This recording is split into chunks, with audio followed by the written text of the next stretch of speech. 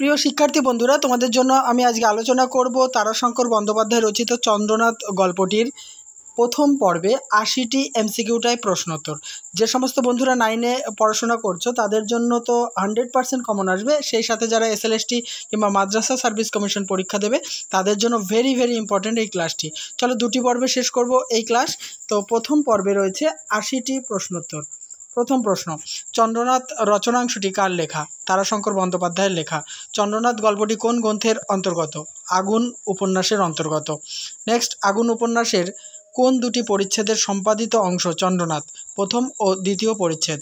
4, আগুন উপন্যাসের প্রকাশকাল উল্লেখ করো। 1938 খ্রিস্টাব্দ। নেক্সট, গল্পকথক কোন সমাধিক্ষেত্র থেকে বের হয়ে চন্দ্রনাথের কথাই ভাবছিলেন? মানে ভাবতে ভাবতে বাড়ির দিকে রওনা হয়েছিলেন। সার্কুলার রোডের সমাধিক্ষেত্র। নেক্সট দেখো, এই গল্পে যিনি গল্প আমাদেরকে শোনাচ্ছেন তিনি হলেন গল্পকথক বা গল্পকারও আমরা বলতে পারি। গল্পকথকের স্মৃতিপটে চন্দ্রনাথ কোন নক্ষত্রের মতো দীপ্তমান? কালপুরুষ। 7, গল্পকথক চন্দ্রনাথকে কিসের সাথে তুলনা করেছেন? মানে কিসের সাথে তুলনা করে আনন্দিত হন? কালপুরুষ নক্ষত্রের সাথে। 8, ওই নক্ষত্রটির খড়গধারী ভীমকায় আকৃতির সঙ্গে চন্দ্রনাথের আকৃতির যেন একটা সাদৃশ্য আছে। কোন নক্ষত্রের সাথে চন্দ্রনাথের সাদৃশ্য আছে? কালপুরুষ। পরের প্রশ্ন, এমনই দৃপ্ত ভঙ্গিতে সেও আপনার জীবনের কক্ষপথে চলিয়াছে। কে চলেছে? চন্দ্রনাথ। নেক্সট, তবু সে চলিয়াছে। কে চলেছে? চন্দ্রনাথ। পরের প্রশ্ন, সঙ্গে সঙ্গে আরও একজনকে মনে পড়িতেছে। এই প্রসঙ্গে গল্পকথকের কার কথা মনে পড়েছে? হিরুর কথা। নেক্সট, গল্পে কালপুরুষকে কোন বিশেষণে বিশেষিত করা হয়েছে? ভীমকায়। ভীমকায় বিশেষণে। পরের প্রশ্ন, আরও একজনকে মনে পড়িতেছে। কথকের কার কথা মনে পড়েছে? চন্দ্রনাথের দাদার কথা। নেক্সট, চন্দ্রনাথের দাদার নাম কি? নিশানাথ বাবু। 15, কেমন করিয়া যে এই তিনজন একই সময়ে ক্ষুদ্র একটি গ্রামের মধ্যে আসিয়া পড়িয়াছিলাম বলিতে পারি না। এখানে তিনজন বলতে কার কথা বলা হয়েছে? কাদের কথা? চন্দ্রনাথ, হিরু এবং গল্পকথক। পরের প্রশ্ন, এও হয়তো সেই বিচিত্র সমাবেশ। কোন সমাবেশের কথা বলা হয়েছে? চন্দ্রনাথ, হিরু এবং গল্পকথকের সমাবেশের কথা বলা হয়েছে। নেক্সট, ঘরে টেবিলের উপর টেবিল ল্যাম্পটা কেমনভাবে জ্বলছিল? অকম্পিত প্রদীপ্ত জ্যোতিতে জ্বলছিল। নেক্সট, আলোকিত কক্ষের মধ্যে একা বসে গল্পকথক কাদের কথা ভাবছিলেন? চন্দ্রনাথ, হিরু এবং নিশানাথের কথা। 19, সামনের দেয়ালে বিলম্বিত বড় আয়নাটির মধ্যে কার প্রতিবিম্ব কেমনভাবে তাকিয়ে বসেছিল? গল্পকথকের প্রতিবিম্ব চিন্তাকুল নেত্রে তাকিয়ে বসেছিল। পরের প্রশ্ন, চন্দ্রনাথ গল্পে ছায়াকে কোন বিশেষণে ভূষিত করা হয়েছে? অলিক কায়াময় বলে ভূষিত করা হয়েছে।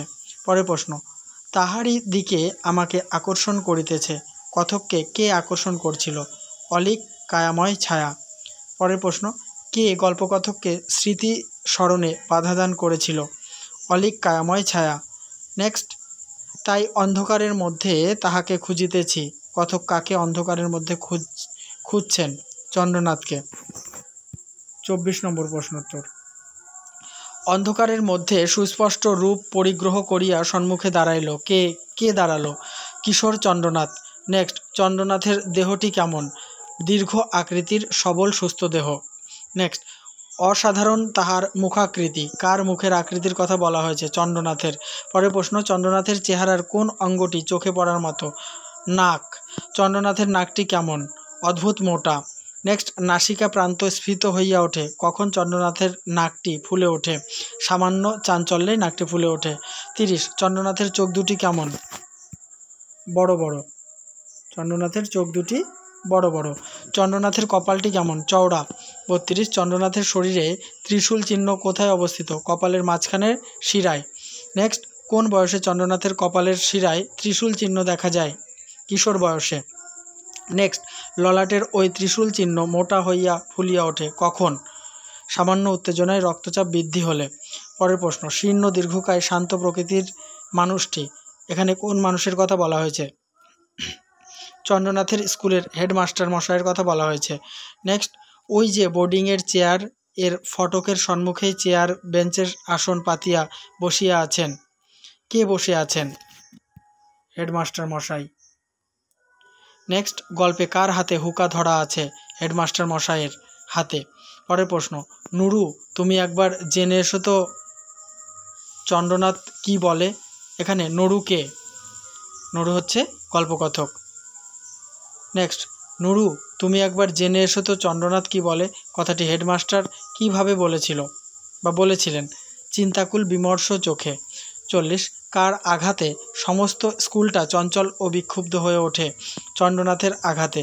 41, প্রাইজ প্রত্যাখ্যান করিয়া পত্র দিয়াছে। কে পত্র দিয়েছে? চন্দ্রনাথ।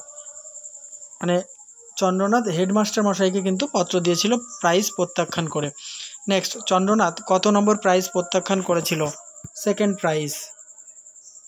43, সেকেন্ড প্রাইজ সে গ্রহণ করিতে চায় না। কে গ্রহণ করতে চায় না? চন্দ্রনাথ। সেকেন্ড প্রাইজ চন্দ্রনাথ গ্রহণ করতে চায় না কেন? কারণ সে জীবনে কখনো সেকেন্ড হয়নি। 45, তাহার কথা অবহেলা করিতে পারিলাম না। কার কথা গল্পকথক অবহেলা করতে পারেননি? চন্দ্রনাথের কথা। তাহার কথা অবহেলা করিতে পারিলাম না, চন্দ্রনাথের কোন কথা কথক অবহেলা করতে পারেননি? উত্তরটি দেখো, চন্দ্রনাথ কখনো সেকেন্ড হয়নি, তাই সে সেকেন্ড প্রাইজ নিতে পারবে না, এই কথাটি। নেক্সট, চন্দ্রনাথের ঘরখানি কেমন?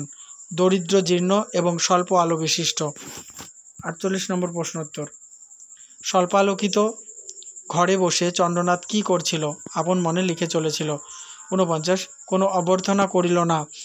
কে কাকে অভ্যর্থনা করেনি? চন্দ্রনাথ গল্পকথককে অভ্যর্থনা করেনি। 50, সে তাহার স্বভাব নয়। কোন বিষয়টি চন্দ্রনাথের স্বভাব নয়? কাউকে অভ্যর্থনা জানানো। 51, আমি নিজেই বসিয়া প্রশ্ন করিলাম। কে কাকে প্রশ্ন করেছিল? গল্পকথক চন্দ্রনাথকে প্রশ্ন করেছিল। 52, চন্দ্রনাথ এক মনে কি লিখে চলেছিল? ইউনিভার্সিটি এক্সামিনের রেজাল্ট, মানে কে কত নম্বর পাবে সেই বিষয়টি লিখছিল। 53, তাহার কথা শুনিয়া আশ্চর্য হইয়া গেলাম। গল্পকথক চন্দ্রনাথের কোন কথা শুনে আশ্চর্য হয়েছিল? উত্তর হবে, দেখো, চন্দ্রনাথ ইউনিভার্সিটির এক্সামিনে কে কত নম্বর পাবে সেই হিসেব করছে শুনে গল্পকথক আশ্চর্য হয়ে গিয়েছিল। 54, চন্দ্রনাথ ইউনিভার্সিটির এক্সামিনে কে কত পাবে সেটা হিসাব করে কোথায় ছুড়ে দিয়েছিল? হর্ষিকারটা মিস্টেক হয়েছে, দিয়েছিল গল্পকথকের সামনে। 55, পরীক্ষায় চন্দ্রনাথ যদি 550 কিংবা তার বেশি পায় তবে স্কুলের কতজন ফেল করবে? 2 জন ফেল করবে, তার নাম হচ্ছে অমিয় এবং শ্যামা। নেক্সট, পরীক্ষায় চন্দ্রনাথ যদি 525 বা 25-এর কম পায় তবে স্কুলের কতজন ফেল করবে? 10 জন। 57, পরীক্ষায় চন্দ্রনাথ যদি 525 বা 25-এর কম পায় তবে কথক কোন ডিভিশন পাবে? Third division. 58, বেশ মনে পড়িতেছে। গল্পকথকের কি মনে পড়েছিল বা পড়ছিল? পরীক্ষায় চন্দ্রনাথ যদি 525 বা 25-এর কম পায় তবে কথক থার্ড ডিভিশন পাবে, এই কথা মনে পড়ছিল। 59, দাম্ভিকটা যেন ফেল হয়। দাম্ভিক কে? চন্দ্রনাথ। 60, এ কামনাও বোধ হয় করিতেছিলাম। কথক কোন কামনা করেছিল? দাম্ভিকটা যেন ফেল হয়। নেক্সট, চন্দ্রনাথ হাসিয়া বলিল। চন্দ্রনাথ হেসে কি বলেছিল? তুই বোধ হয় রাগ করছিস। 62, দিস ইজ ম্যাথমেটিক্স। কোনটি ম্যাথমেটিক্স? একের মূল্য কমলে সকলের কমবে। নেক্সট, আমি এইবার কথাটা পারিব ভাবিতেছিলাম কিন্তু হইল না। কথাটা বলা হয়নি কেন? চন্দ্রনাথের দাদা একটি পত্র হাতে নিয়ে এসে দাঁড়িয়েছিলেন। 64, চন্দ্রনাথের দাদা কোন পত্র চন্দ্রনাথের হাতে এনে দিয়েছিলেন? তার সেকেন্ড প্রাইজ রিফিউজ করে লেখা পত্রটি। 65, চন্দ্রনাথের নাসিকা প্রান্ত স্ফীত হইয়া উঠিল, ললাটে ত্রিশূল চিহ্ন ধীরে ধীরে আত্মপ্রকাশ করিতেছিল। কখন?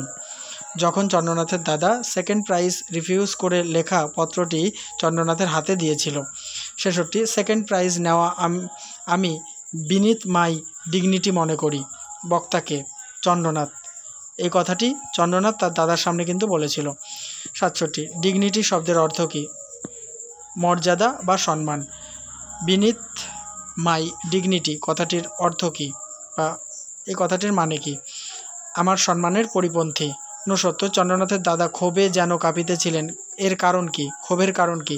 চন্দ্রনাথ সেকেন্ড প্রাইজ প্রত্যাখ্যান করেছে এবং মাস্টারমশাইকে বা হেডমাস্টারকে পত্র লিখেছে।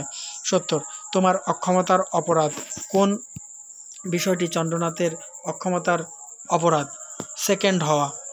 পরের প্রশ্ন, তুমি জানো না দাদা, চন্দ্রনাথের দাদা কি জানে না? স্কুলের সেক্রেটারির ভাইপো ফার্স্ট হয়েছে চন্দ্রনাথের সাহায্যেই, একথা জানে না। 72 স্কুলের সেক্রেটারির ভাইপোকে টিউশন পড়ান কে? স্কুলের অ্যাসিস্ট্যান্ট টিচার। 73 চন্দ্রনাথের মতে স্কুলের সেক্রেটারির ভাইপোর ফার্স্ট হওয়ার কারণ কি? উত্তরপত্র মূল্যায়নের সময় শিক্ষকের ইচ্ছাকৃত ভুল করা, পরীক্ষার প্রশ্নপত্র গোপন না রাখা এবং চন্দ্রনাথ কর্তৃক তাকে 3টি অঙ্ক টুকতে দেওয়া। পরের প্রশ্ন, ভদ্রলোক নির্বিরোধী শান্ত প্রকৃতির মানুষ, এই মানুষটি কে? চন্দ্রনাথের দাদা নিশানাথ বাবু। এখানে এই দাদার র কথাটা হবে না, হ্যাঁ, দাদা। 75 নম্বর প্রশ্ন উত্তর, চন্দ্রনাথের দাদার মুখ দিয়া কথা সরিতেছিল না, ফলে চন্দ্রনাথের দাদা কি করেছিল? চন্দ্রনাথের মুখের দিকে তাকিয়েছিল। নেক্সট প্রশ্ন আলোচনা করার আগে বলি, অবশ্যই কেমন লাগছে আমার আলোচনা কমেন্ট বক্সে লিখে জানিও। আর তোমাদের 100% কমন পাওয়ার জন্য সিলেবাসের টোটাল ক্লাসগুলি একটা ফোল্ডারে রাখা আছে, সেই ফোল্ডারের অর্থাৎ প্লেলিস্ট ফলো করতে থাকো। 76 পরীক্ষার দিন সেক্রেটারির ভাইপো চন্দ্রনাথের কাছে কি মিনতি করেছিল? চন্দ্রনাথের খাতা থেকে অঙ্ক টুকতে দেওয়ার জন্য মিনতি করেছিল। নেক্সট, চন্দ্রনাথ স্কুলের সেক্রেটারির ভাইপোকে তার খাতা থেকে কয়টি অঙ্ক টুকতে দিয়েছিল? 3টি। 78 মাস্টার পূর্বে বলে দেওয়া সত্ত্বেও সে সময় তার মনে ছিল না, কার কখন কি মনে ছিল না? পরীক্ষার সময় সেক্রেটারির ভাইপোর অঙ্ক মনে ছিল না। 79 তোমার সঙ্গে তর্ক করে ফল নেই কথাটি চন্দ্রনাথের দাদা কেমনভাবে বলেছেন? গম্ভীর ও ধীর কণ্ঠস্বরে। তাহলে এই পর্বের আলোচনা সমাপ্ত হলো। নেক্সট অর্থাৎ দ্বিতীয় পর্বে আমি এই গল্পটির প্রশ্নোত্তরের ক্লাস শেষ করব। ততক্ষণ দেখতে থাকো, সঙ্গে থাকো বিশ্বাস টিউটোরিয়াল ইউটিউব চ্যানেলটি।